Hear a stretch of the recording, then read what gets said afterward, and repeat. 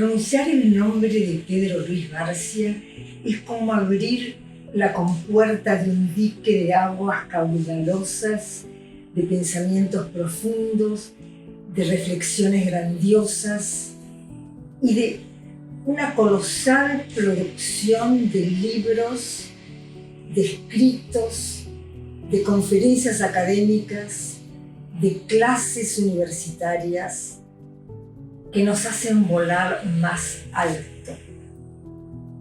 Porque Pedro Luis Barcia tiene un intelecto luminoso y un corazón inquieto. Y además un humor inteligente que atraviesa la profundidad de sus reflexiones y hace que en ese descanso en su humor podamos continuar.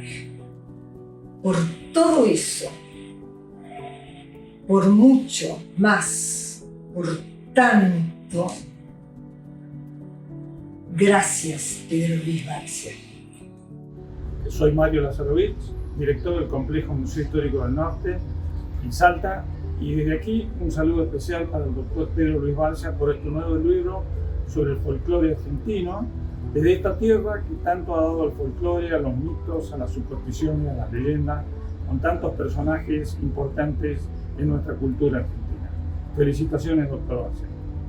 Quiero felicitarlo por el lanzamiento de este nuevo libro y también aprovechar la oportunidad para agradecerle por todo su trabajo, por su trayectoria, porque le cuento que cada vez que investigo algún tema sobre la identidad argentina o su proyección en la literatura nacional del siglo XIX sobre todo, me encuentro con algún trabajo suyo que me allana el camino.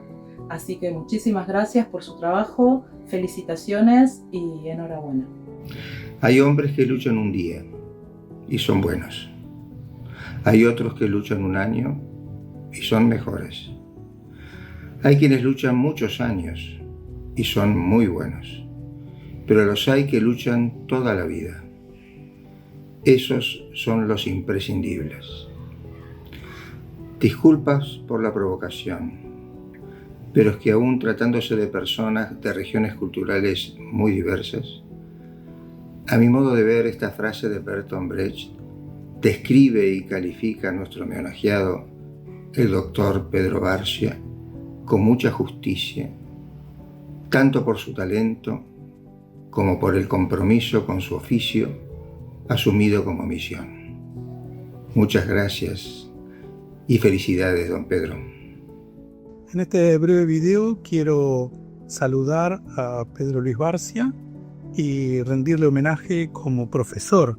Fue mi profesor en la materia Literatura Argentina 1 y 2 en la Facultad de Humanidades en la Universidad Nacional de La Plata en la década del 80.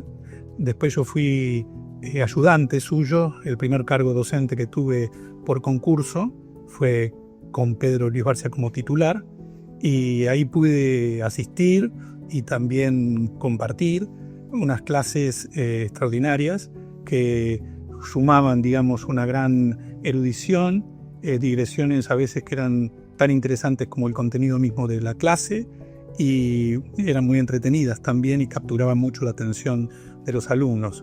Más adelante pude invitarlo a ser profesor en la Facultad de Comunicación de la Universidad Austral, donde también fue el profesor estrella, solía decir Pedro Barcia, y él lo vivió en toda su vida, que más allá de lo que uno puede escribir, lo más influyente es la capacidad de intervenir con una buena locución en las distintas situaciones profesionales en las que uno pasa a encontrarse. De manera que también este libro que se presenta hoy es un homenaje, un testimonio de la importancia que tiene la oralidad en la vida cultural argentina y en la persona del maestro Pedro Luis Barcia. Lamento muchísimo no poder asistir a la clase magistral del admirado Pedro Luis Barcia por motivos laborales. Como dice alguien, no hay plata, hay que trabajar bastante, y no puedo disfrutar de esa maravillosa conferencia de Barcia, a quien le mando siempre mi respetos y admiración. Es un entrerriano ilustre. Aprendo y me divierto mucho con Barcia y seguro ustedes hacen lo mismo. Muchas gracias al doctor Bosca por la invitación y nos vemos pronto. Recuerdo que en la inauguración de un año académico de la Universidad Austral, él dijo que a lo largo del año íbamos a practicar el brindis del borracho, arriba, abajo, al centro y adentro, porque decía que íbamos a tener que mirar arriba a la filosofía, a la teología, a las ideas que nos daba el humanismo. Teníamos que saber mirar abajo, saber cómo estaba la realidad actual de nuestra sociedad y de cada uno de nosotros.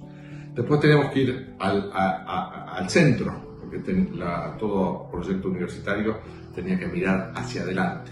Pero finalmente la tarea más importante era el adentro, ¿no? La mejora personal, el enriquecimiento personal, porque eso era el epicentro de toda la labor universitaria.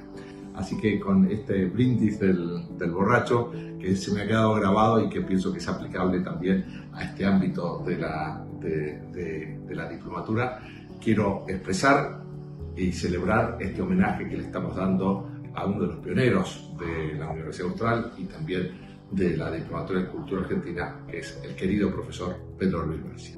Me viene a la memoria aquella sentencia que se atribuye a un tal Reginaldo, que según la tradición supo ser amanuense o asistente de Santo Tomás de Aquino, y que dice así: que más aprende uno leyendo sus libros, los libros de Santo Tomás, durante un año que toda la vida leyendo los libros de los demás. Yo creo que no carece de verdad en ambos casos, en el de Santo Tomás de Aquino y en el de el profesor Pedro Barcia, porque tan intensiva y a la vez extensiva es la obra de Pedro Barcia, principalmente en lo tocante al abordaje histórico, al abordaje sociológico, al abordaje fenomenológico, y yo diría los aspectos raigales antes que críticos de la literatura argentina.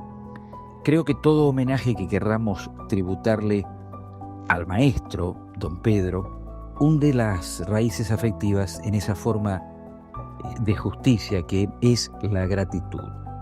De modo que esta tarde los amigos, los colegas, los lectores, los discípulos del profesor Barcia venimos sencillamente a cumplir con un acto justo que nos enaltece al dispensarlo y que esperamos que halague fraternamente a quien lo recibe.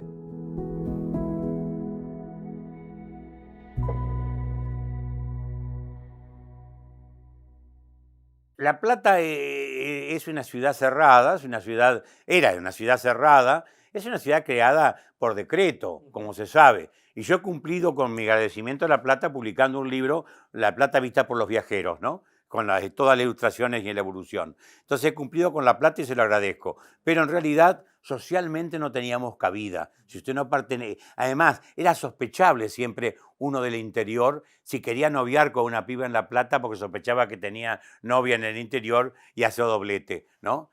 Pero entonces yo descubrí una posibilidad que fue el armar un conjunto folclórico. Mi oído era pésimo, desastroso, pero yo tenía idea de reconocer los que sabían bien, tocar algo, una guitarra con el flaco, un cordobés que había, y después teníamos un pibe pintón que era Luis Laborde, ¿no? Que era el que poníamos adelante. Entonces le invitaban a Luis, ¿puedo traer 2 compañeros? Entrábamos los 3 a la fiesta. Cuando entrábamos los 3, después ahí me encargaba yo. Venía después de la bailada, yo bailaba poco, pero venía la bailada, yo empezaba a recitar Neruda. Puedo escribir los versos más tristes esta noche.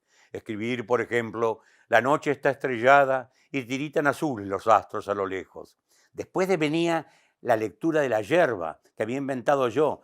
Las chicas se sentaban frente a un plato de yerba, ponían la mano encima, oprimían, y yo hacía creer ¿qué hacía? Entonces leía la yerba, le miraba el rostro. Yo me había hecho especialista en lectura de rostro. Entonces cuando yo decía, usted es precipitada, y cuando la mujer hacía gestos de molestia, en algunas ocasiones, pero con razón y fundamento.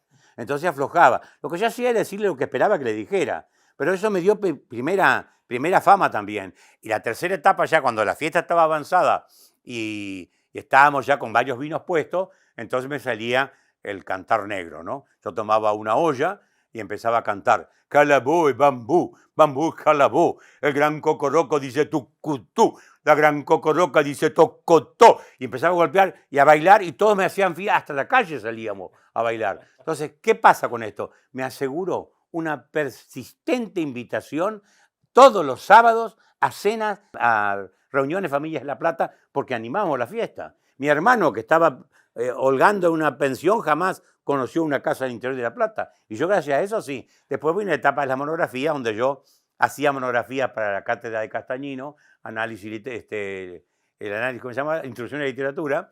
Y toda la gente que estudié, que no era de literatura, no sabía qué hacer porque no te explicaban nunca qué cosa es una monografía. Ahora acabo de publicar un libro yo sobre toda mi experiencia sobre los modos de comunicación de universitarios, donde expongo todo lo que aprendí y lo que hice a lo largo de mi vida en este campo. Espero que sea útil para la gente. Pasamos el aviso que está en Amazon también, como todos mis últimos libros. Bueno, volviendo a esto, yo me encontraba con que no sabían hacer la monografía, me decían, ¿me das una manito? Sí. Entonces yo le hacía la monografía y no, ¿qué cobraba yo? Cobraba en especias, es decir, una camisa, un pantalón, porque yo no tenía asignación de familiar. Yo vivía de lo que podía conseguir. Y entonces, hasta que un día, un amigo me dijo, ¿puedes traer a mi hermana que está estudiando historia y no sabe hacer monografía? Sí, cómo no. Y resultó ser Susana Eguren.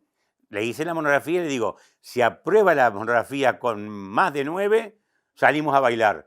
Y así fue, y salimos a bailar. Después me casé, tuvimos varios hijos.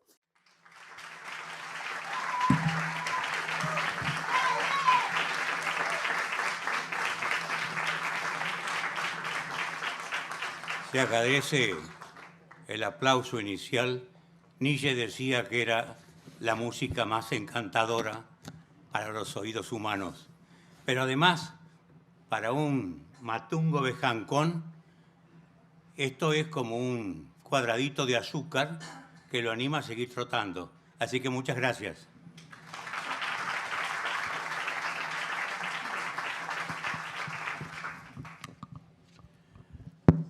Bueno, bienvenidos todos a este acto de apertura del Instituto de Cultura.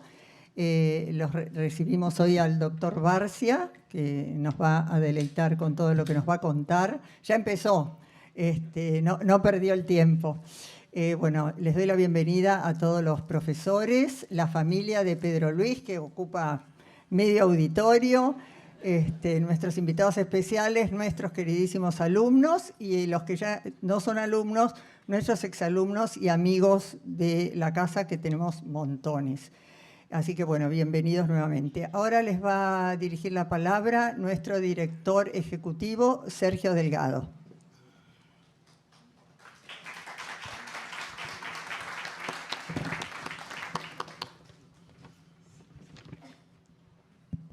Buenas tardes. Bienvenidos a este acto de apertura del ciclo 2025, tanto a los que están aquí presentes en este auditorio como a aquellos que nos acompañan a través de la transmisión que se está haciendo en este momento por YouTube. Estoy muy contento de darles la bienvenida al acto de apertura de este año académico. Como cada año, iniciamos este viaje por la Argentina con la firme convicción de seguir trabajando en la difusión, concientización y valoración de nuestro patrimonio histórico-cultural, ofreciendo un espacio de encuentro y reflexión a través de nuestras distintas actividades. Hoy, además, tenemos el privilegio de inaugurar este nuevo ciclo académico con la presencia de una figura fundamental para nuestro instituto y para la cultura argentina, el doctor Pedro Luis Barcia, cofundador y primer director de la Diplomatura en Cultura Argentina, quien, junto a Roberto Bosca, le dieron vida y sentaron las bases de un programa que ha sido y sigue siendo un espacio clave para la formación y difusión de nuestra identidad cultural. Apertura que la hacemos con la presentación de su nuevo libro, El cuento y la leyenda folclóricos argentinos, una obra que nos invita a recorrer el universo de la narrativa oral que ha nutrido el imaginario colectivo de nuestro país. En este marco, quiero aprovechar la ocasión para agradecerle profundamente por su constante apoyo a nuestro instituto, por su generosidad al compartir su conocimiento y por su compromiso con la cultura y la educación. Su trabajo ha sido y sigue siendo una fuente de inspiración para todos nosotros.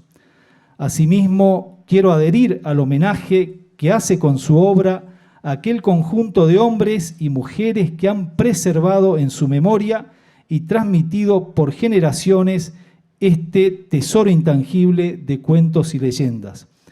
Y a Berta Elena Vidal de Batini, una figura fundamental en la recopilación y estudio de la tradición oral argentina. Su legado, al igual que la de Pedro Luis Barcia, nos recuerda la importancia de preservar y transmitir las raíces que nos constituyen. Agradecemos también a todos los integrantes de la Fundación EOS por esta nueva publicación de la colección nativa, colección que tiene como propósito el rescate de elementos básicos de nuestra identidad cultural. En este año, nuestra Diplomatura en Cultura Argentina cumple 15 años, ocasión en la que la estamos repensando y actualizando. También este año estamos ofreciendo 2 diplomaturas en Historia Argentina, una con el foco en los procesos históricos y la otra del reciente lanzamiento sobre biografías y temas de especial relevancia, además de un ciclo de actividades para exalumnos, presentaciones de libros, visitas culturales. No quiero dejar de mencionar un paso muy importante que estamos dando este año con nuestra alianza con la Universidad Austral, ofreciendo los módulos de nuestras diplomaturas como materias optativas del plan de estudios de los alumnos de la carrera de comunicación.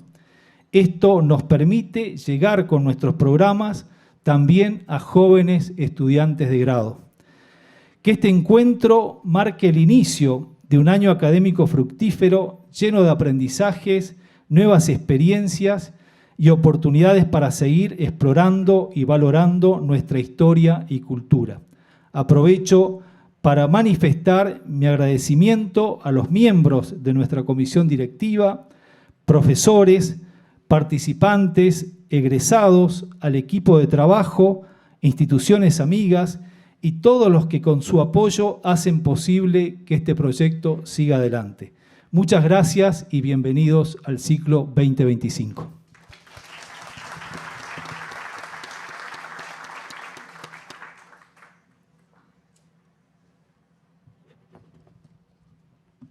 Ahora les dirigirá la palabra Roberto Bosca, director académico del Instituto de Cultura y cofundador de la diplomatura. Bueno, esto que hice recién, que nos habrá sorprendido, es lo que hacemos hace 15 años. Y acá mismo, en este auditorio, encender la luz, encender una luz. Esto tiene, como ustedes saben, un significado simbólico. La luz, ustedes saben, es en todas las culturas, civilizaciones y religiones. Digamos, una tradición, ¿no? Es un símbolo de creatividad, de creación, de revelación, de plenitud. Eso es lo que es la luz. Esta es una luz para ver mejor la Argentina, para entender mejor la Argentina, para querer mejor la Argentina. Porque aquí, y eso lo he dicho muchas veces, creo que lo digo cada vez que se inicia un año académico, esto acá lo que hacemos es, enseñamos a querer a la patria en este programa. Ustedes pueden aprender muchas cosas, que las van a aprender, pero lo esencial es esto. Bueno, les muestro un libro. Este es el currículum de Barcia. Son 135 páginas y creo que ya pasaron 6 años desde que se publicó este libro. Así que imaginen, ahora tiene unas cuantas más. Tranquilidad al público, no lo voy a leer, ni siquiera un resumen. Yo creo que esta va a ser la presentación más breve que ha tenido Barcia en toda su vida. O sea, dije que encendemos una luz. La luz que encendemos esta noche es Pedro Luis Barcia. ¿Cómo definir lo que es en mi vida Pedro Barcia? A veces le digo el doctor, a veces le digo el tordo Ciabar, como él se autodenomina. Me cuesta mucho decirle Pedro a él, en todo caso lo digo por detrás, pero representa, después de mis padres, la persona que más me ayudó en la vida.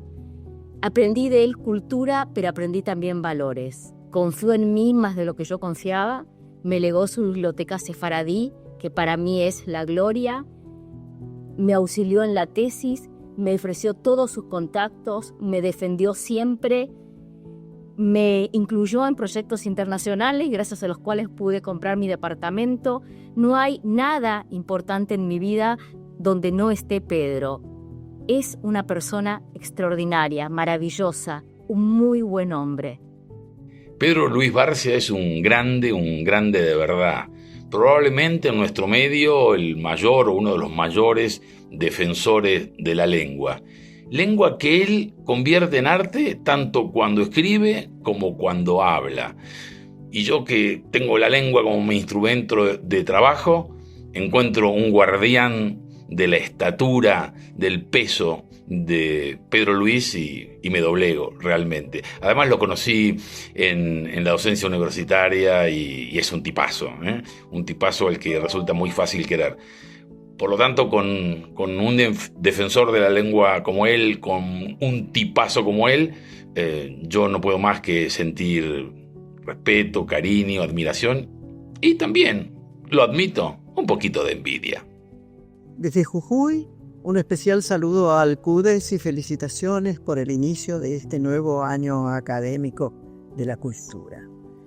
Y bueno, este año, digamos que lo empiezan con todo, nada más ni nada menos que con uno de los hombres que más expresan la cultura nacional. Felicitaciones, doctor Barcia, le deseo mucho éxito y además, pero por sobre todo, le quiero expresar el agradecimiento por todo su conocimiento puesto al servicio de mantener la cultura nacional. Los pueblos sin cultura son pueblos que desaparecen. Usted es un hacedor permanente. Gracias. Siento una gran admiración por la obra del doctor Barcia y además soy un agradecido porque personas como él se preocupan por el mantenimiento de la lengua y por el uso de la palabra, que tanto nos define como personas. Realmente valoro su tremenda labor para preservar esta lengua tan interesante que disfrutamos. Un fuerte abrazo. Hola, queridos profesores, colegas,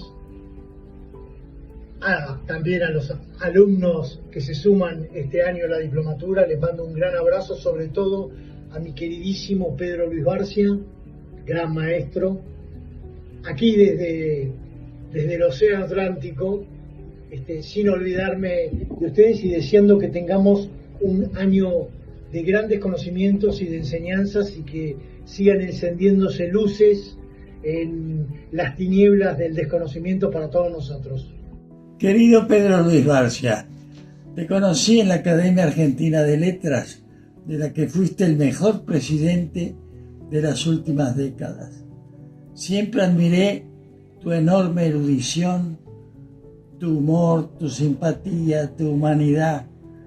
Les cuento que este nuevo libro, los cuentos y leyendas argentinas, va a ser tan importante y ameno como todos los que escribiste. Te mando un fuerte abrazo. Mi querido profesor, mi querido Pedro, gracias por haberme acompañado en esa aventura de hacer un programa de literatura por radio. Me acuerdo que cuando fui con la idea, me dieron un mes. Dijeron, no vas a durar ni 5 minutos.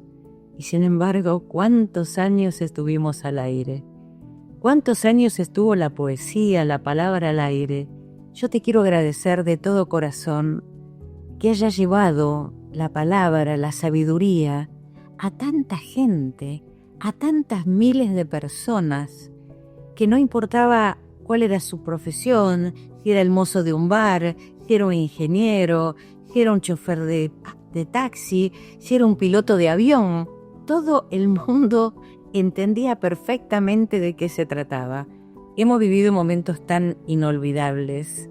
Me has tallado tan hondo que vos, Pedro Barcia, para mí, sos como París para Hemingway. Una fiesta que me sigue. Vaya a donde vaya. Gracias. Quiero destacar hoy algo que tal vez él ni sabe, pero en más de una oportunidad me tocó compartir con él cuando yo era bastante más joven que ahora, en el Arzobispado de Buenos Aires, los premios Juntos Educar, el cual Bergoglio quiso distinguir a Pedro Luis, y ahí creo que fue la primera vez que yo lo conocí.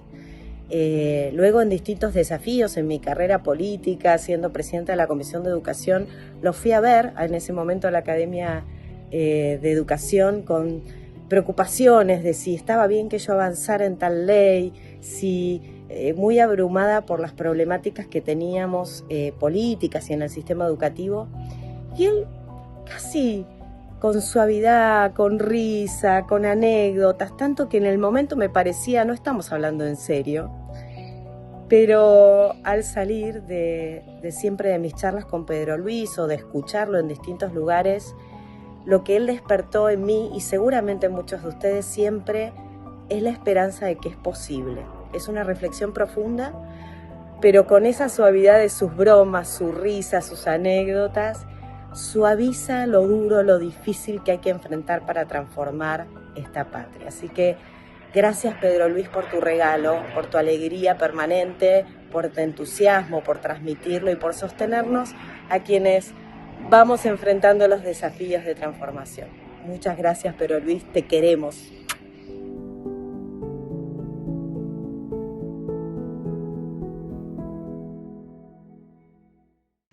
Agradezco la presencia de todos ustedes, agradezco la invitación de las autoridades de la diplomatura para presentar este libro último mío, no mi último libro, espero que tenga aliento para continuar con algunos más. Este año cumple la diplomatura las bodas de cristal, frágil pero transparente, y han pasado por ella más de 3.000 alumnos. Y el mayor valor que tiene y que ha tenido la diplomatura es la diversidad de ópticas y de visiones que sobre la realidad argentina nos presenta. No tiene reduccionismos ideológicos. Este es el mayor logro que ha tenido en su desarrollo en estos 15 años la diplomatura. Y eso es obra del señor que recién tomó la palabra con ajustada brevedad, cosa que no imitaré, que es Roberto Bosca. Quiero agradecer muy especialmente a Ezequiel Eskenazi, porque presidente de la Fundación EOS, que me ha permitido iniciar esta colección nativa, con la cual abrimos una etapa interesante de rescate de cosas nuestras. Empezamos con el ladrillo que presentamos el año pasado, esto que más bien para ejercicio físico que para otra cosa, de 700 páginas, y encontré uno que lo terminó de leer. Para mí es conmovedor esta realidad, le invité a almorzar al hombre y todo, bueno, es una satisfacción. Segundo de los libros es el vocabulario de la comida criolla, muy interesante, sin duda, hecha por una profesora también de la diplomatura y de la Austral. Y el tercero que presentamos hoy, y vamos a seguir con otros más, ya están en vista, si es que Ezequiel le da ánimo a esto, porque es hombre de ánimo grande y de bolsillo grande también, ¿no? Pero la generosidad lo ha caracterizado. Yo durante 16 años trabajé en 2 academias como presidente, en letras y en educación. El apoyo de Ezequiel me permitió publicar cerca de un centenar de libros cuando el gobierno no ponía un peso para las publicaciones nuestras. Y esto se lo debemos a él. Y debemos seguir explotándolo hasta que podamos, para cada año, poder presentar un libro nuestro de esta colección nativa. A propósito de las opiniones de los colegas sobre los libros que voy publicando, hace un tiempo me encontré con uno, y sabéis que dice, ¿quién es el enemigo? El de tu oficio. Y el colega viene y me dice, yo no sé para qué seguir publicando más de un centenar de libros que nadie los lee ni por las tapas. Y el hombre me despabiló. Ahí entendí que hay que ayudar a leer desde la tapa del libro. Y espero que la tapa que ustedes ven ahí, que no ven con nitidez, ¿cierto? Únicamente si se compra el libro lo pueden verificar. Por eso la intención ha sido esfuminar la tapa. Pero lo cierto es que si comenzamos por la tapa, comenzamos con una buena lectura.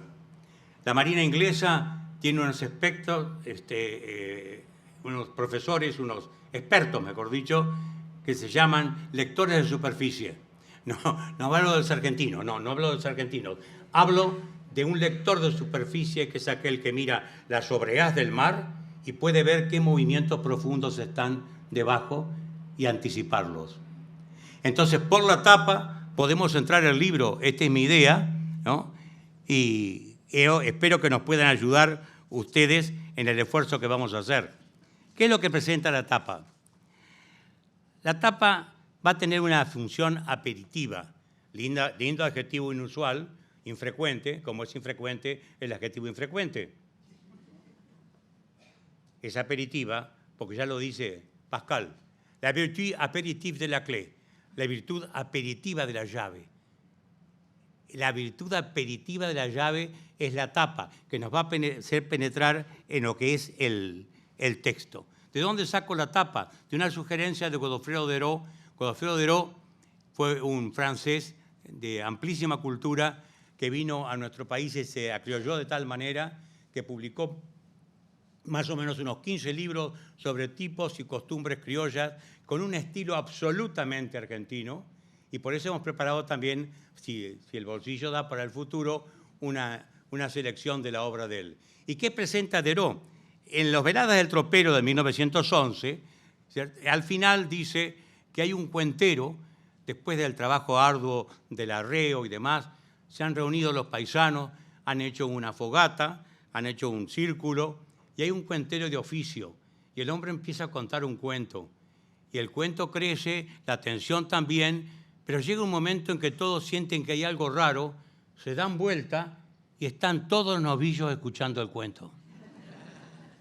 ¿Esto es insólito? No. Esto es precisamente el poder que tiene la palabra que a usted lo instala en el mundo de la ficción. Cuando usted dice, había una vez, a partir de allí se abre una expectativa y a usted lo imanta la voz y lo lleva a aceptar cualquier realidad. Es lo que decía Coleridge, la suspensión de la incredulidad. A partir de ahora aceptamos lo que venga en este cuento, en esta ficción. Pues bien, el buen tapista que es Guillermo Rodríguez, merece que lo mencionemos, reflejó esto. Reflejó este anillo del fogón. El fogón es la matriz de cuentos. Y hay un hombre que tiene la voz que conduce la narración. El ejemplo de este poder de atraer a los novillos que dejan de pastar para escuchar el relato ya está en Garcilaso. Todo el mundo lo sabe, ha cursado la égloga primera. El dulce lamentar de dos pastores, Salicio, juntamente y nemoroso, es de cantar sus quejas imitando, cuyas ovejas al cantar sabroso estaban muy atentas, los amores de para ser olvidadas, escuchando. estos animales clinudos se ponen a atender el canto y desatienden lo elemental. ¿Por qué? Porque esto es el poder órfico. Pedro Enrique Sureña comentaba en uno de sus libros, que yo lo he recogido en el libro sobre él, que dice que un alumno de La Plata quiso lucirse con él y recitar esta égloga de Garcilaso, la primera, en la clase siguiente de haber hablado de Garcilaso. Y el muchacho empezó así: el dulce lamen tarde dos pastores. Bien, lo cierto es que, ¿qué es este poder atractivo que tiene el canto de la poesía o que tiene la voz narrativa de un cuentero? Es un poder órfico. Orfeo, cuando pasaba por las tierras, él iba cantando y los arbustos se desarraigaban para seguirlo. Las corrientes de aguas torcían y hasta la roca de Sísifo se detenía en su caída, hermosísima la imagen que los griegos muestran, para escucharlo Orfeo. Este es el poder notable que tiene y que va a tener naturalmente todo poder órfico en cualquier dago que se dé. Aún en los festivales en menor nivel. Mi prima Silvia, que era delgaducha, y le decían la despechada, pero no por delgada, pues decía, yo me lo comería a Roberto Carlos. Y es precisamente lo que hacen en el cuento Las Ménades de Cortázar, cuando avanzan sobre el director de orquesta, porque el entusiasmo la desbordó. La atraía de tal manera que la desbordó. Bien, pero lo cierto es que esta presentación del libro quiere ser cumplir con dos homenajes. El primer homenaje a la mayor lingüista que ha tenido el país, Berta Vidal de Batini. Y además ha sido la mayor folcloróloga del país, porque ha recogido nada menos que 3.352 versiones de cuentos y leyendas desde La Quiaca a Tierra del Fuego, en 150 viajes que hizo durante su vida, a veces a caballo, a veces en auto, a veces en lomo de mula. Y lo publicó en 10 libros, en 10 tomos, densos tomos. Esto daría pie para un comentario de lo que hizo el gobierno con esa edición, pero no me permite el tiempo. Interesante. Bueno, esos 10 tomos yo tuve el gusto de digitalizarlos y están en la Biblioteca Miguel de Cervantes, la biblioteca que es un mundo desde España, digitalizados en la sección de la Argentina, para que todos los maestros de la Argentina y del mundo puedan acceder a esta compilación inmensa. La labor de esta mujer es inadjetivable en el campo del folclore, como lo fue en el campo de la lingüística. Pues bien, el segundo homenaje lo rindo como doctor en letras, investigador del CONICET, profesor universitario, al conjunto de la población ágrafa que no sabe leer ni escribir, que tuvo la virtud notable de preservar en su memoria un tesoro intangible de estas 3.300 y más versiones de cuentos que sin ellos se hubieran perdido. Doña Berta sentía cada vez que se moría un narrador que con él se iba un mundo. Estos cuentos que ustedes ven que han tenido una transmigración por todo el mundo, desde el Oriente Antiguo hasta la provincia de La Rioja. Bueno, este es el homenaje que quiero rendir como supuesto hombre de letras a quienes no las tienen y que han preservado esta cultura magnífica que se llama folclore. En realidad, el folclore es un humanismo, como decía Chesterton, ¿no? No voy a detenerme en los rasgos del folclore porque no me va a permitir el tiempo, me han puesto límites serios. Pero sí, entre varias provincias del folclore está el folclore culinario, el folclore médico, el folclore musical, el coreográfico, el lingüístico y el literario. Falso. La palabra folclore, la expresión folclore literario es un oxímoron. Uno tiene que hablar siempre en esdrújulo frente al público para que crea que entiende algo de lo que es. Es una contradicción en sí misma. Es como un fuego helado, porque no tiene letras. Entonces no puede llamarse así. Por eso yo propongo, y lo he hecho en varios trabajos, que se llama creación oral folclórica. Dentro de esta creación oral folclórica, nosotros tenemos, por un lado, la lingüística y la literaria. En la lingüística tenemos el nivel de, que no, este nivel, el lingüístico, no está suficientemente estudiado por los folcloristas, que se han dedicado más que nada a los otros aspectos. Bueno, el primero, el lexical, mansueto. Mansueto o mansueta, expresión que significa labio leporino, de mi provincia, por ejemplo. En el resto de provincias no se conoce. ¿Conocen el cuento aquel de que entra un mansueto en un negocio? Lo atiende el dueño y le dice, señor, que decía, ¿me podía repetir? Y entonces la mujer, siempre la mujer es más viva que el dueño del negocio, le dice, llamalo a Juan, que es igual que él, a ver si lo entiende. Juan, vení, sube, levantó. Aquella mano, se agacha, prepara el paquete y se lo da. Juan, ¿qué quería? Bien. El plano sapiencial, que está representado por los refranes, a los cuales se llamó la erudición del Renacimiento, evangelios pequeños, efectivamente. El refrán más cortito que tenemos es vecina, bocina. Y el fraseológico, indudablemente, cuando los apodos, balde de plástico, le llaman al esposo escurridizo, porque por más que lo cuida la patrona, siempre se le raja. Bueno, este aspecto no está estudiado. Tampoco está estudiado lo que son las muletillas, que el capítulo del libro, que si es que se llega a publicar, va a ser muy útil para toda la comunicación, sobre todo la oral y televisiva, porque vamos a corregir allí el peor de las muletillas argentinas, que la ha tenido uno de los grandes escritores, grandes periodistas argentinos, y lo tiene cantidad de periodistas menores, que es, ¿entendés lo que te digo? Vos sumís al otro en un discapacitado que tiene que esforzarse para decir a lo mejor la idiotez que estás diciendo. Pero así es esa muletilla desgraciada. Y hay otras muletillas que ahora no puedo utilizar, como esta que se ha impuesto ahora en televisión. Por un lado y por otro, no por otro, y por el otro te dicen.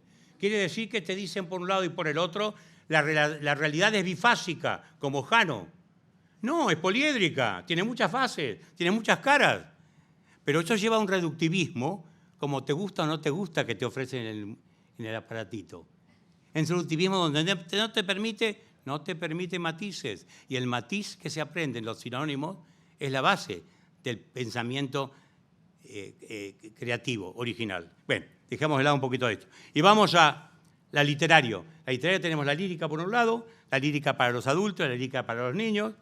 Tenemos al lado la narrativa, en esto vamos acercándonos al tema, narrativa con cuentos, leyendas y casos. Cuentos y leyendas nos ocuparemos después. Casos y sucedidos son aquellos que se ubican en un momento determinado y un lugar determinado y que se cuentan en casi todos los pueblos. Por ejemplo, en mi pueblo se cuenta que un paisano, una noche en un boliche cerca del cementerio, discutió con otro que él era capaz de entrar el Viernes Santo y clavar un puñal en la tapia del final del cementerio.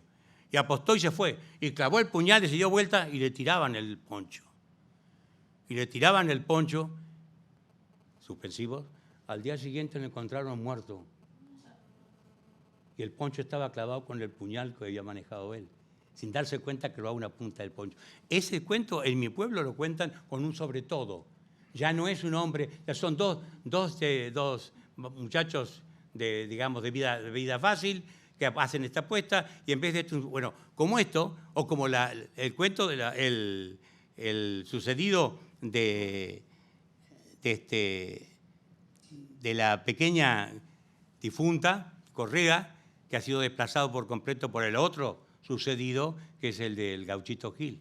Hoy ya usted viaja por el país y casi no ve más las botellas hacinadas al costado que tiran los camioneros. Lo que ve son los trapos rojos de Gauchito Gil. Bueno, y después están las tradiciones, por supuesto, como la Virgen de Luján, o las tradiciones como de Facundo, que Ustedes saben que hizo correr la voz, hombre inteligente en esto, la voz que tenía una primera línea de choque en el ejército de tigres capiangos, es decir, hombres que se convertían en tigres rezando un credo al revés, te la debo, ¿cierto? Y girando hacia la izquierda. Y después se convertían en la derecha, hacia la derecha, rezando directamente, otra vez eran hombres.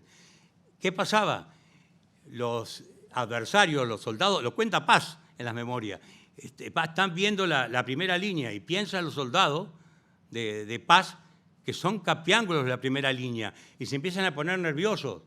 Y el caballo lee la nerviosidad del jinete y se pone nervioso, y a su vez el jinete cree que el caballo se pone nervioso porque está olfateando los capiangos, y así perdió 2 batallas, General Paz. Bueno, ¿hasta dónde tienen influencia estas supuestas invenciones o sucedidos? El folclore tiene muchísimas funciones y valores. Vamos a ir saltando un poco, si no nos llegamos. En primer lugar, es importante que lo que hace el folclore es darle voz a toda la comunidad, porque todos pueden cantar en coro, todos pueden recitar, todos pueden participar, porque es un hecho colectivo, sin duda. Y ahí tenemos entonces que a través de los cuentos, a través de las leyendas, se van difundiendo elementos morales, elementos políticos. Elementos morales, la maldad vence la viveza, el ingenio es superior a cualquier improvisación, no hay que confundir la apariencia con el aspecto, todo eso que aprenden en los cuentos y que no está enseñado sistemáticamente, sino a través de esta voz del narrador y de las coplas que le dan al hombre la posibilidad de decir lo que quiere en los bailes con relaciones. Debajo de tu nariz se acuesta a dormir la boca, no puede tomar el sueño porque la sombra es muy poca. Mirá qué delicadeza para decirle ñata. La mujer lo rechaza y el tipo dice aro, aro, y pide de nuevo la palabra. Debajo de tu nariz se acuesta a dormir la boca, no puede tomar el sueño porque tenés tamaña boca. La pasó de ñatita a bocona por venganza. Bueno, si ustedes releen, los argentinos han leído todo. Si ustedes, por favor, releen los cancioneros poéticos, que el otro gran folclorista argentino que fue don Carrizo, ¿no? Si leen también los hemos digitalizado a todos en la academia, todos los cancioneros de él que son liracos así, bueno, van a ver la delicadeza. No me mires que mira que nos miramos, miremos la manera de no mirarnos. ¿Me entendés? Bien. Le agudiza el folclore, le agudiza al chico el ingenio con las adivinanzas. Le propone la adivinanza y le da ciertos indicios y el chico tiene que asociarlo. Entonces, a partir de allí, él siente que está haciendo una deducción. Las nanas para dormir. Tenemos cantos para dormir, para despertar, para acariciar, para lo que sea. Yo como abuelo, este libro está dedicado a mis 10 nietos, algunos están por allí y otros más vergonzosos están en otro sitio, pero en esta sala. Que tenía 3 o 4 canciones de dormir, ¿no? Después con el tiempo me perfeccioné y doy conferencias y la gente duerme igual. Bueno, pero en ese momento yo le contaba a 2 o 3 canciones que tenía. Y un día, ¿no? Elena, que está ahí, me dijo, esa canción es mía. Y ahí me di cuenta que tenía que dedicar una canción de cuna a cada nieto. Y se me había acabado el repertorio. Y había nacido Alfonso. Y entonces tuve que robé algo de un autor, que es Villegas, La nana para un negrito. Dolmite mi nengle, caimito y melón. Cuando vos sea grande, va a ser boceador. Diente de caimito, lengua de melón. Mi chiviricoqui, chiviricocó.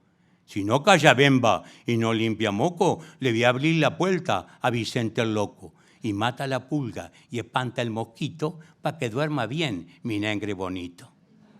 Esto es oficio de abuelo que hay que cumplir. Yo a las alumnas de facultad les preguntaba, ¿cuántas canciones de cuna sabes vos para ser una buena madre? Y nadie salía de arrorró mi niño. ¿Y qué más? Nada más, no había más. Bueno, ¿qué más puede ofrecer la la creación folclórica oral, los movimientos que en los programas de educación inicial te dicen ubicar al niño en el espacio y enseñarle a contar hasta 6. Arriba y abajo, 1, 2 y 3. Y a un lado y al otro, 4, 5, 6. El sol se levanta, 1, 2 y 3. Los pájaros cantan, 4, 5, 6. Pero hay algo más todavía. Los movimientos del chico. ¿Cómo detectan que un chico tiene dificultades de coordinación con tortita de manteca? Tortita de manteca, porque si no es espástico. Naturalmente la gente ignora este esdrújulo horrible. Pero fíjense cómo funciona todo este mundo, ¿no? Tiene dificultades para pronunciar la R, es rotacista, y ahí viene, R con R cigarra, R con R barril, rápido. Tiene problemas con los grupos consonánticos TR, Pablito clavó un clavito. Las dificultades de los destrabalenguas, que así deben llamarse, porque están creados para destrabar la lengua. Es una maravilla que esta cultura folk, que no tiene posibilidades de libros, ni de cultura, ni de bibliografía, haya inventado todo esto para el desarrollo de las criaturas. Realmente habría que hacer para cada maestra un curso especial de folclore infantil. Cuando yo asumí la primera cátedra de las nuevas escuelas de formación docente, les propuse a los 5 colegas de la universidad que entraban conmigo, porque pagaban más que en otros lugares, vamos a tener que acceder a la literatura infantil. Y me contestó uno en nombre de todos. Los que leemos a Borges y entendemos a Cortázar, no tenemos por qué meternos en esos temas. Así nos va, así nos va. Bueno, volviendo a las funciones, ¿qué hace además? Bueno, están las otras para despertar, ¿no? Para despertar ya está, y para levantar, que se levante una vez. Arriba, Juan, vienen los soldados. Ay, sí, mamá, ya estoy levantado. Para todo movimiento humano básico, el folclore tiene coplas, tiene canciones. Para alejar a los malos espíritus, para que el perro no le toque, San Roque, San Roque, para que llueva, como la vieja estaba en la cueva, y así parecidamente podíamos seguir.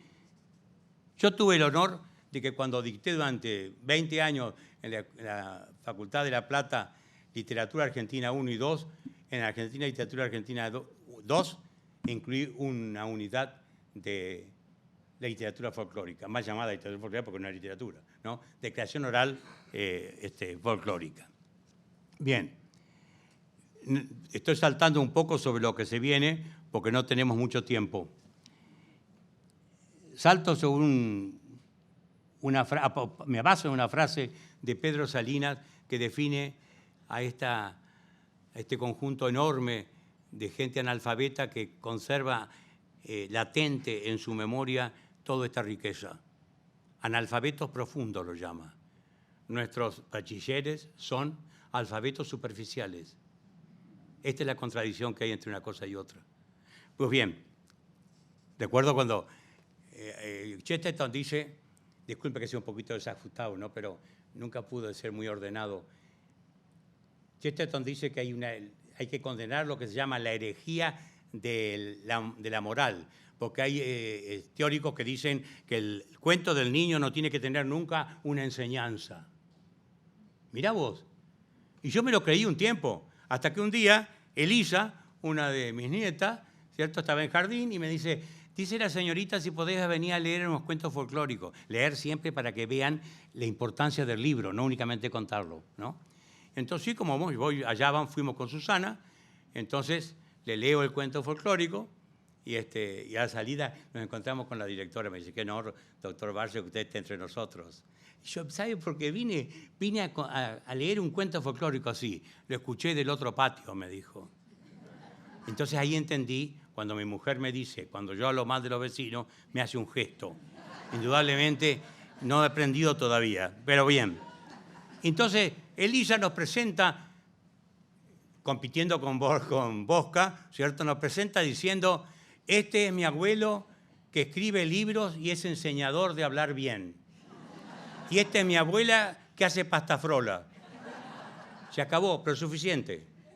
Entonces, yo les conté el cuento, les leí el cuento del zorro, el caballo, ¿se acuerdan ustedes? Y el tigre. Cuando el tigre lo atrapa una trampa, no puede mover la pata, pasa un caballo, le pide, ayúdame, no, vos me vas a comer si te suelto. No, se juró y le perjuró y demás, diciendo que, prometiéndole todo como candidato a elección. Y entonces llega un momento en que el caballo se dio, pega un golpe, salta la clave de la trampa y le va. Entonces el tigre, una vez que se sintió cómodo, empezó a mirarlo con gusto al caballo, que era gordito. Entonces, bueno, yo te voy a tener que comer porque es mi naturaleza. Viste que la gente te explica las cosas así. Es mi naturaleza así. Yo soy así. ¿Qué voy a hacer? Nací varón, para el querer, dice el tango. Pero no es así la cosa. Y estaba en el medio de la discusión y pasa un zorro. Venga, zorro, mire, pasa esto. No entiendo, dice el zorro. Pasa que le cuentan todo. No entiendo. Vamos a reconstruir la escena. A ver, ¿cómo pasó? Bueno, él pone la pata acá y la tapó la trampa. La tapó la trampa así. Pero usted puede zafarla, dice el tigre. No, no puedo sacar la pata. Bueno, quédese ahí. ¿Cómo quédese ahí? Sí, le dice al caballo, no seas infeliz en ayudar a los que van a volverse contra vos. Como una recomendación política, digamos. Entonces yo les pregunto cuando termino de leer, ¿qué les pareció el cuento? Me llovieron cantidades de consideraciones morales. Es una vergüenza lo que hizo el tigre con el caballo, no corresponde. Y qué bien que estuvo el zorro cuando lo atendió. Porque y así parecidamente, ¿no? Bien, pero con esto se me vino abajo la doctrina que creía que era acertada de lo que llama Chesterton la herejía moral. Naturalmente el chico especula moralmente. Y por eso no es necesario ni explicarle la cosa. Por eso los cuentos, no hay que confundir, los cuentos no tienen moraleja. El cuento se da tal, redondo, y la moraleja la saca usted. Le dejan el trabajo como trabajo práctico para casa. Esta es la realidad. Bien. ¿Cuáles son los elementos que intervienen en el acto de narrar que se presenta en este círculo que hemos dicho, este círculo como de tiza, donde se reúnen todos mirando al frente y en torno al fuego, ¿no? En primer lugar, ¿cuáles son las condiciones del cuentero? El cuentero fabulador, que puede ser de oficio, aquel que en la comunidad, como la empanadora o la recitadora o lo que sea, cumple una función estable. También está el espontáneo, como uno que le cuenta cuando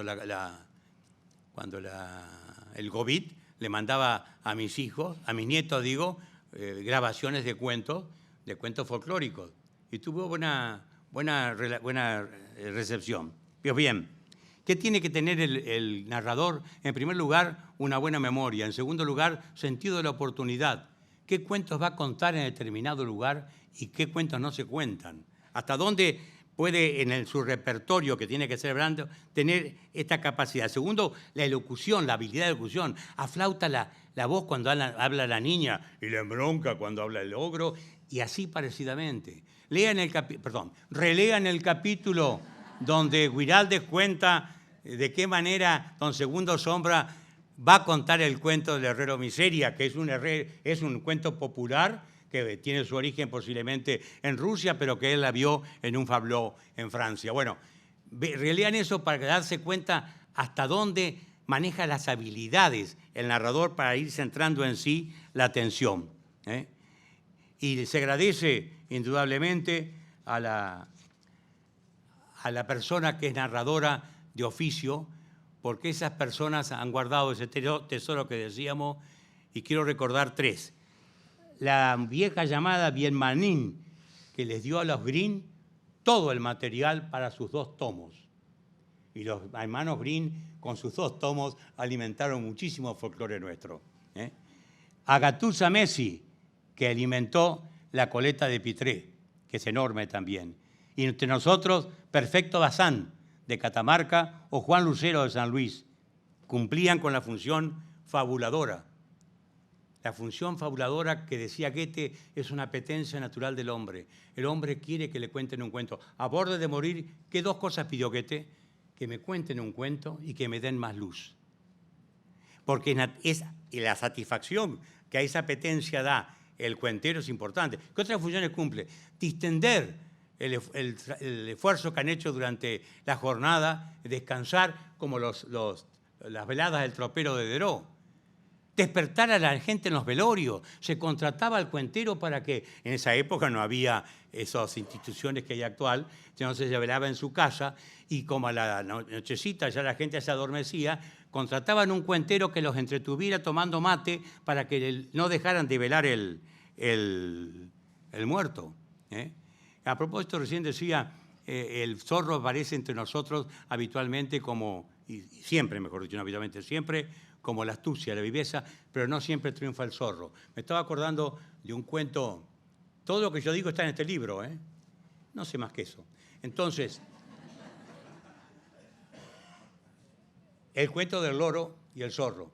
Un loro está hablando, un loro barciano, habla todo el tiempo sin parar, ¿cierto? Lo escucha el zorro y se acerca y dice, este es pan comido o loro comido, ¿no? Yo tenía un hermano que era tan charlatán que le decían bolsa de loros. Bueno, entonces te dice, bajate, loro, vamos a conversar. No, vos me querés comer, pero no, vos no viste el decreto. ¿Qué decreto?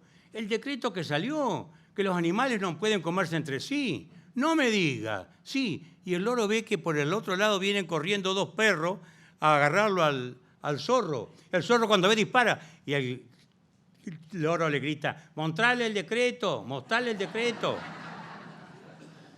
Bueno. Las funciones que cumple la narrativa popular es vastísima.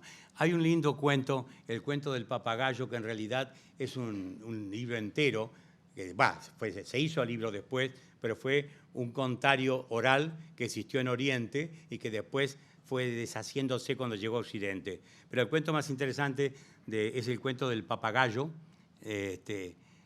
Una muchacha casada tiene un papagayo en la casa, ¿no?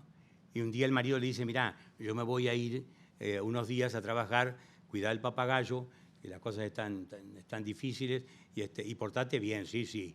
Pero había un vecino requiridor, o inquisidor, o insistente, ¿no? Y se acercó para decirle que le esperaba la noche en su casa.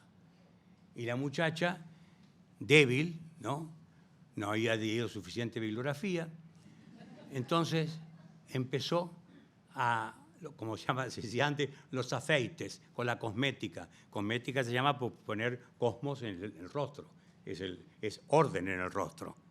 Y le recuerdo la frase de Elizabeth Arden, para los de la última fila, no existen mujeres feas, sino desatentas de sí mismas. Bueno, y entonces empieza la mujer a arreglarse y el papagayo comienza a contar un cuento. La mujer se siente atraída, se sienta y escucha, ¿no? Deja de arreglarse y escucha, y el papagayo liga un cuento con otro, como si fuera una especie de yerezada papagáyica, ¿no? Y con otro, y la mujer sigue y se olvida del vecino, se olvida de ir y llega el marido de nuevo. Y le encuentra a medio vestir, ¿cierto?, escuchando al papagayo. ¿Cómo te fue? Bien, dice, estás escuchando al papagayo.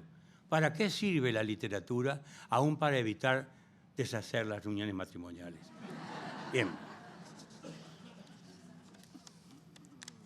Vamos a hablar de no vamos a hablar de los distintos tipos de cuentos porque no terminaríamos más. Enuncio simplemente de animales maravillosos, religiosos, humanos y de fórmula. Vamos a ver qué es una versión de un cuento. Es la actualización en un momento determinado del relato de ese cuento. Cada vez que un narrador, profesional o no, cuenta el mismo cuento, no repite la misma versión intangible, la hace con variantes. Las variantes son las diferencias que hay entre una versión y otra, y las que hay entre una provincia y otra, entre una nación y otra. Entonces, las variantes se estudian esto. Y los motivos son pequeños elementos dinámicos, yo estoy corriendo contra el reloj, dinámicos que acosan al narrador. Por ejemplo, los tres deseos es un motivo. Viene un viejito, pasa a un matrimonio viejo y le da 3 deseos. Y entonces él que es atropellado dice, me gustaría tener una salchicha para comer. ¡Prac! La salchicha. La mujer indignada dice, debería pegársete en la nariz la salchicha, ¡plac! La nariz. Y tiene que utilizar el tercer deseo para disparar la nariz. Enseña que la precipitación para usar las bondades que nos han dado, o las posibilidades que nos han dado. Pero esto no se quedó en literatura, generó un famoso cuento, ¿cierto?, que ustedes habrán visto de W. Jacobs, La pata de mono. Aquel hombre, aquel matrimonio que está una noche de mucha tormenta, se sienten ruidos, golpean la puerta, abren y está allí un amigo que vino de Oriente. Se reencuentra con el marido, ¿verdad? Y le da hospitalidad en la noche lluviosa y le dice que yo le dejo esta pata de mono que tiene la posibilidad de tres. Fíjese siempre tres motivos, ¿no? El motivo, tres deseos. Lo colocan sobre la chimenea y se empiezan a pensar a la noche. Mirá, dice la vieja, yo le pediría que cancelen, si podemos cancelar la hipoteca. ¡Tac! Se mueve la pata. Tocan la puerta al día siguiente con un mensaje. Su hijo ha sido destruido totalmente por una máquina que lo atrapó en el trabajo. Y acá le mandan la indemnización, que era la misma cifra de la hipoteca que tenían. No tienen consuelo. Entonces, la noche después de enterrar al hijo, piensan que tendrían que resucitarlo, pero no tienen la precaución de pedir que el hijo vuelva como era antes de la máquina y piden que regrese el hijo y se sienten pasos en el pasillo. Yo vi la versión con Narciso Ibáñez Menta por televisión. Dije, le estoy denunciando la edad, ¿no? Indudablemente. Y entonces ahí han cumplido el segundo deseo y queman el tercer deseo para que vuelva a descansar el hijo. Esos son motivos de los cuentos. Pero vamos a ir un poquito más lejos. No tenemos tiempo más que decirles a ustedes que el cuento formulario tiene formas de apertura, que tengo muchísimas organizadas, formas de cierre, que tengo también muchísimas, de transferencia de la palabra y demás, pero no tenemos tiempo. Voy a ver lo que llamo la transmigración de los argumentos. Nosotros tenemos aquí en la Argentina, en esta colección grandiosa de esta mujer, una compilación que nos permite ver cómo está la Cenicienta, cómo está Blancanieves, cómo están Hansel y Gretel, mutados en distintas provincias con distintos nombres. Pero esa es la transferencia que se ha hecho desde el Antiguo Oriente hasta la realidad. Bueno, ¿cómo se hace esto? Porque lo llevan hombres y mujeres en su memoria. Esto lo llamamos en griego phorias mitos, o sea, portadores de mitos, portadores de cuentos, que van, entre nosotros la Cenicienta aparece llevándole mate a la madrastra, por ejemplo. No, y no me detengo en esto porque tengo el trabajo publicado. Hay 16 versiones de la Cenicienta en nuestro país. Primera transmigración del sueño secular. Lo trae primero, antiquísimo, pero entre nosotros en castellano, la cantiga 103 de Alfonso el Sabio. Un monje piensa, ¿cómo será la vida eterna? Y sale a pasear por el jardín. Y se entretiene cantando oyendo cantar un pajarito. El pajarito canta, el hombre se entretiene y vuelve. Y cuando vuelve no conoce a nadie en el monasterio. Han pasado 200 años y no se dio cuenta de lo que había pasado. Ese es el principio del milagro secreto de Borges. Y ese es el principio de la escopeta de Ardiles Grey, notable periodista tucumano. El que se distiende el tiempo mágico se expande por 3 o 4 siglos, indudablemente. Bueno, entre nosotros tenemos 13 casos de este tipo. Me interesa más el ave que perdió una pata, que también tengo que ir rápido acá. El ave que perdió una pata aparece en el Pentamerón, en el Decamerón, perdón.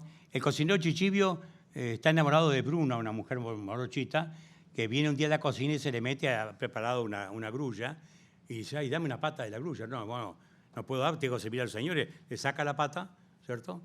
Y le da la pata, se la come. Y presenta a la mesa la grulla sin la pata. Y entonces el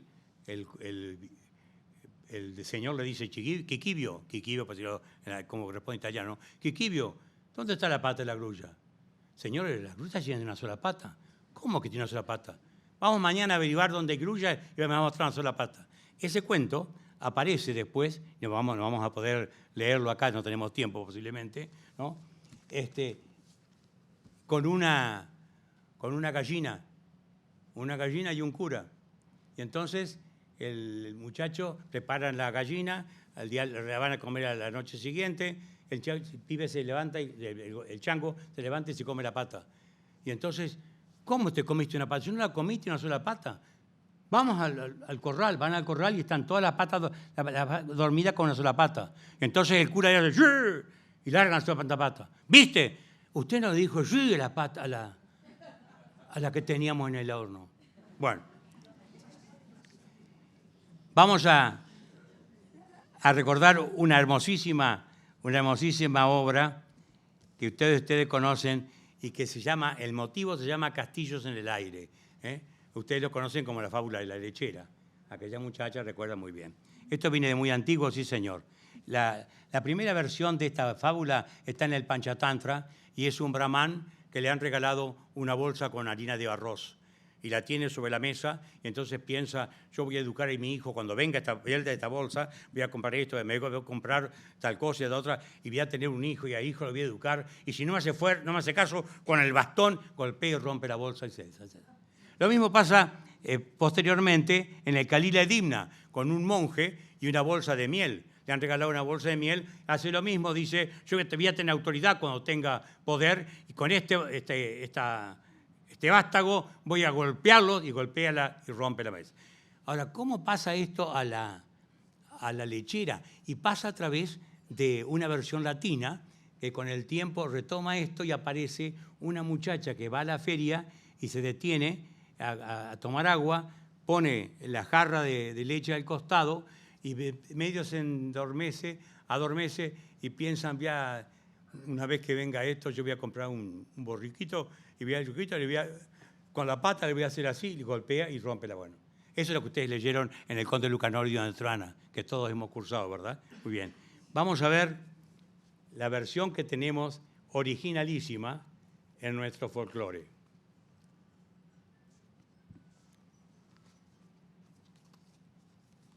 La 2.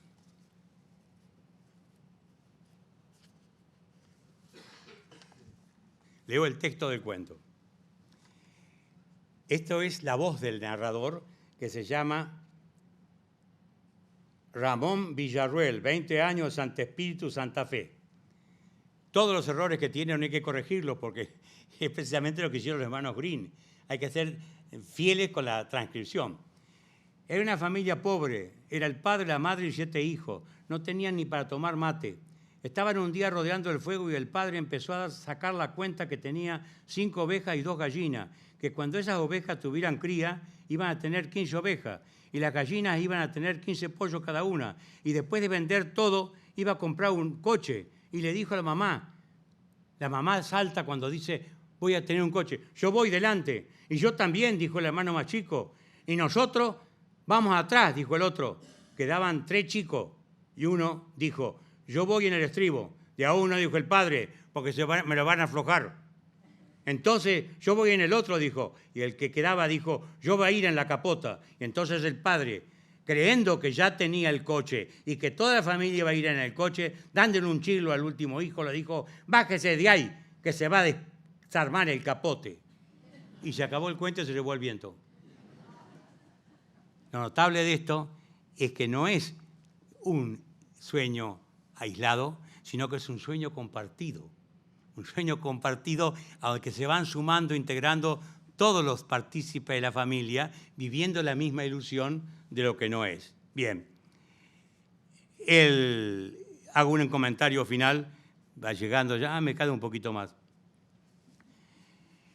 Los cuentos se han difundido mucho por la predicación también, ¿cierto? Saben ustedes que había libros enteros, como el libro de los casos, o el libro de los ejemplos del siglo XV, donde se reunían cuentos tomados del pueblo, porque ya se recomendaba que era necesario poner un poquito de ficción en la homilía, que podía ser muy seca en lo teológico. Entonces, para animar, había que, como siguiendo a Santo Tomás de Aquino, ¿cierto? Y siguiendo a Séneca, que dijo, largo es el camino de los preceptos, breve el de los ejemplos, porque el ejemplo encarna. Entonces, había libros enteros, ¿no? Hoy día Menapache hace lo mismo, ha tomado para algunos de sus libros varios cuentos populares y los ha adaptado, como aquel que el cura está por empezar la misa, y entonces, en el momento que va a hablar, ve que el sacristán, que era medio sanguango, había enganchado el cordón del micrófono y lo había sacado.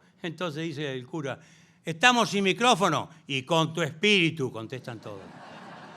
Y eso le da posibilidad de señalar de qué manera se osifica, ¿cierto?, la liturgia en algunos casos. Bien, pero como eso, hay muchos. Bien, y vamos a uno de los textos más lindos de todos, que para mí, en la tradición occidental, es de los mejores cuentos, que es el que se llama La disputa del pan por sueños.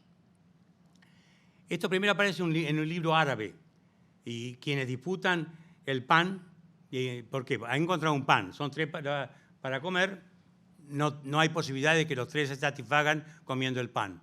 Hay que partirlo. Entonces, no, vamos a hacer un sorteo. El que tenga el menor sueño se come el pan entero. Se van a dormir y al día siguiente viene la exposición de los cuentos y el cierre. Eso está en un libro oriental, ¿cierto?, árabe, donde los que disputan son los miembros de las tres religiones, es decir, un rabí, dice, un imán y un apóstol. Ese cuento después pasa a España, y en España son tres los que discuten, dos burgueses, gente del burgo de la ciudad, y un rústico. Discuten quién se queda con el pan. Y así sigue evolucionando el cuento hasta llegar finalmente a nuestra versión nacional. Se llama El cura y el paisano.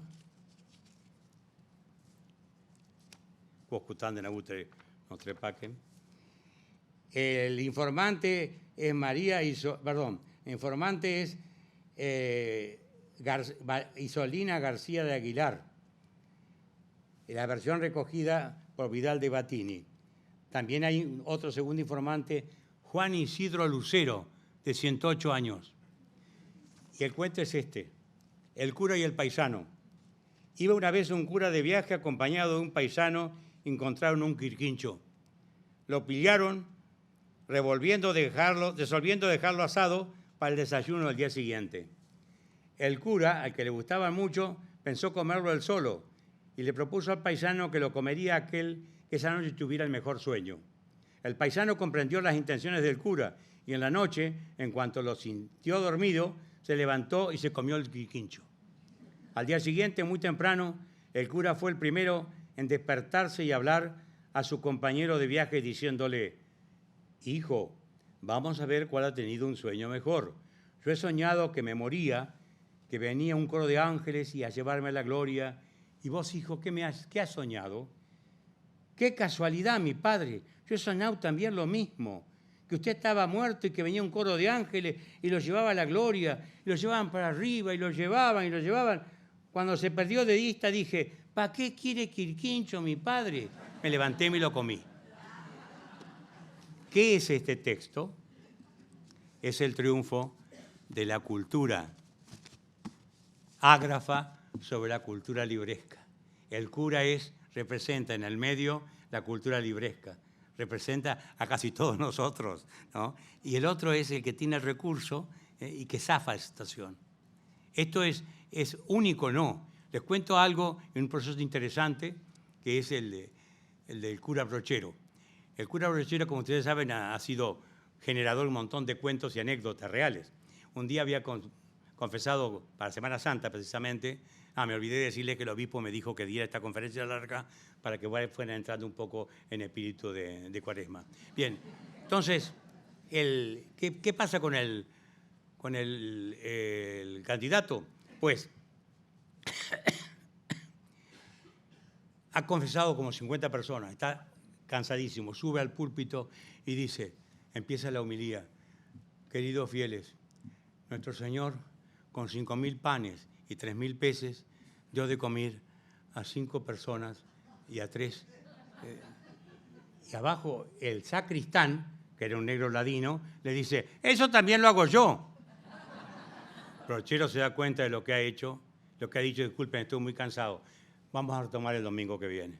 El domingo que viene sube, retomando la homilía del Evangelio pasado, nuestro Señor tomó 5 panes y 3 peces y dio de comer a 5.000 personas. Eso también lo hago yo, dice el negro. Negro, ¿cómo lo vas a hacer? Con los que sobraban el domingo pasado. Esta es la grandeza que se burla de los libros, que se burla de los títulos y que es el conjunto que llamamos de analfabetos profundos.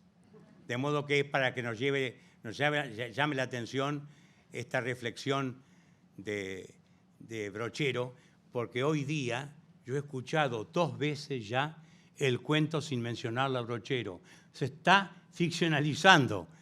Ya es un cura, dijo en una oportunidad, Brochero desapareció y entró en el poder de reelaboración de esta materia que ha venido desde Oriente y llega a aclimatarse en la geografía, en la fauna y en la flora, como el quirquincho, no es un pan, ¿cierto?, que hemos contado. Muchísimas gracias por su atención.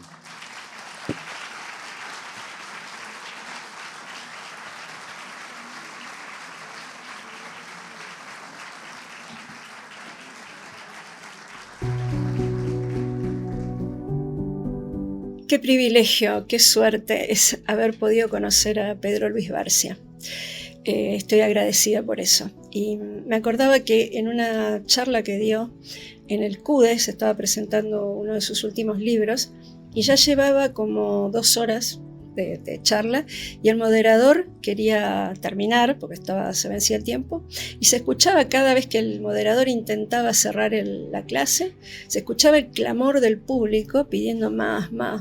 Bueno, eso es exactamente lo que pasa con las charlas de Pedro Luis, como en el rock o en los conciertos, que la gente pide bis. Bueno, uno siempre se queda con ganas de más, porque tiene esa capacidad que yo digo que es para la divulgación, que es algo, un talento que no todos tienen, de que es de poder transmitir su gran erudición, su impresionante memoria, la cantidad de cosas que sabe, ponerlas a disposición de todos y de una manera atractiva, fascinante, muy lejos de la solemnidad o del tedio.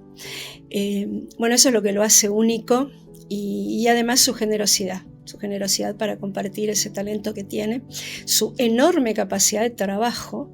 El último libro que presentó, La identidad de los argentinos, yo no sé si la gente se da cuenta de todo el trabajo que hay detrás. Eso es un estado de la cuestión, es decir, leer todo lo que hay sobre un tema, sintetizarlo, analizarlo y centrar en un libro que, si bien tiene muchas páginas, es una síntesis. Bueno, eso es realmente admirable. Estimado don Pedro Luis, desde mi despacho, que usted conoce muy bien por ser miembro emérito de nuestra Academia Sanmartiniana, le mando un fuerte abrazo y le muestro que sobre mi escritorio tengo 2 libros que yo los uso muchísimo.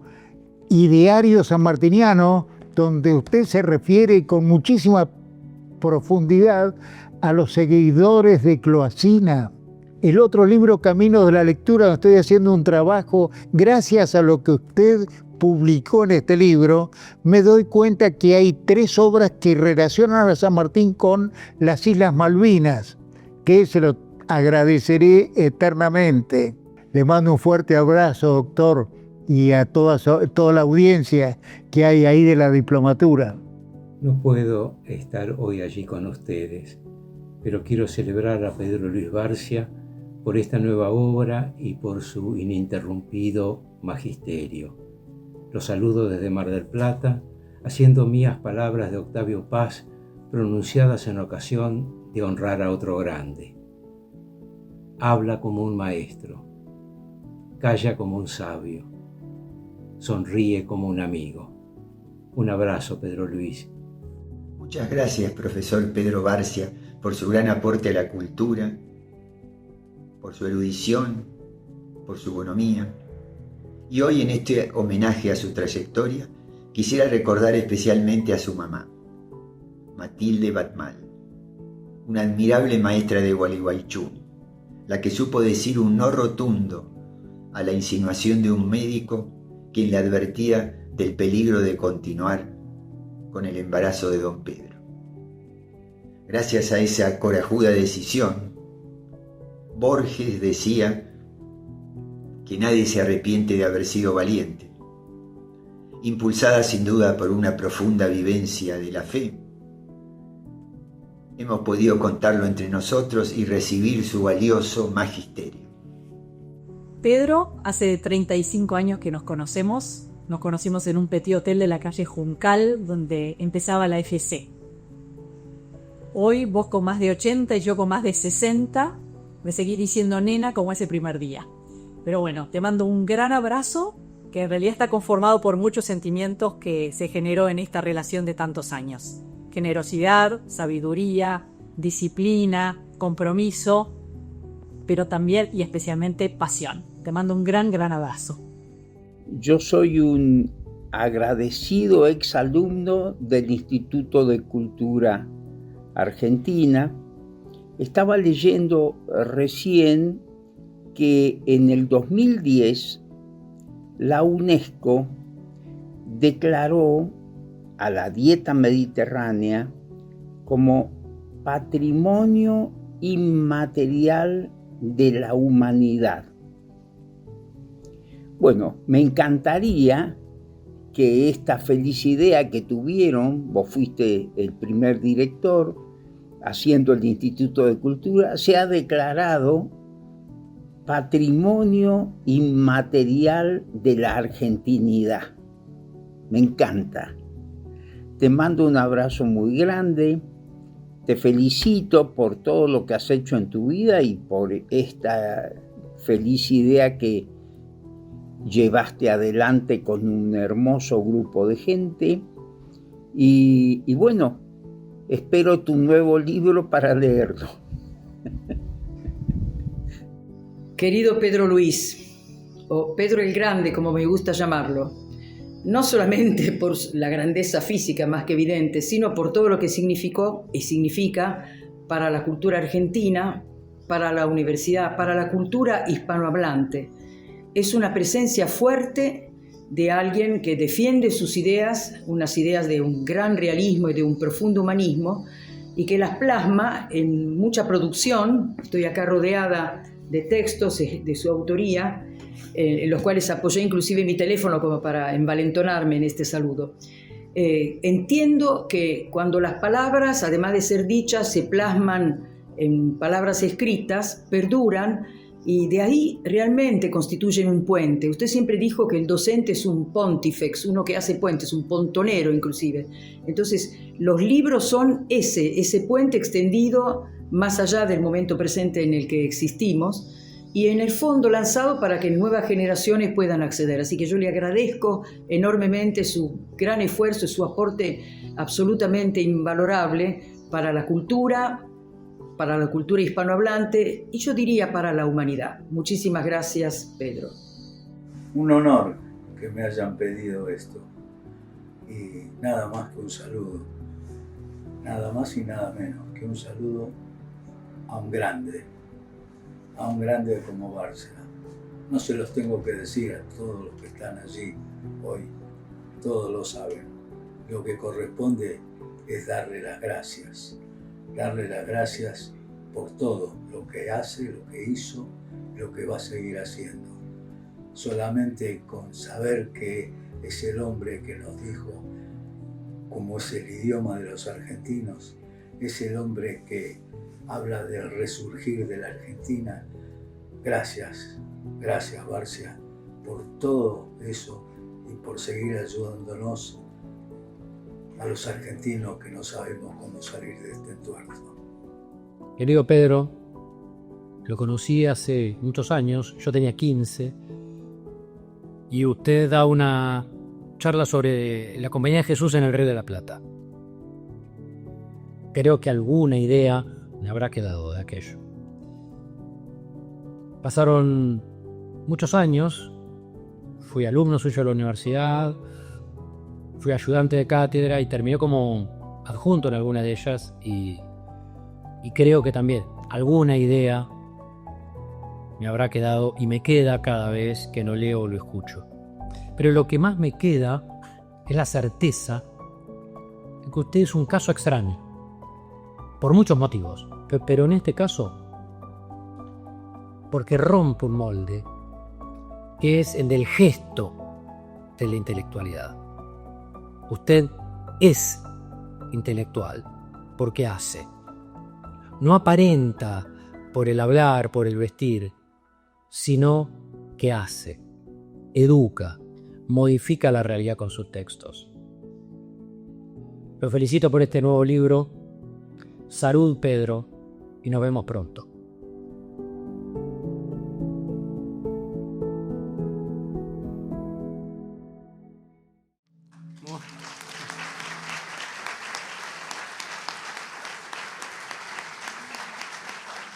Es una sorpresa porque es para mí una sorpresa gratísima porque yo había negado que me hicieran un homenaje, ¿no? Porque iban a hacer un homenaje.